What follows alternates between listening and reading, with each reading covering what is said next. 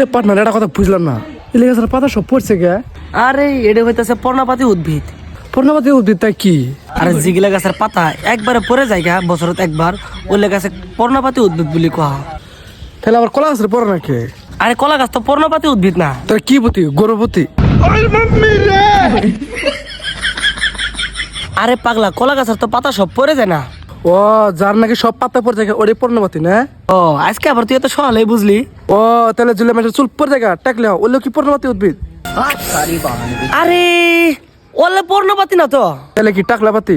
হ ভাই, টাকলাপাতি মানছি। নাকি জুনি সারা টাকলাপাতি?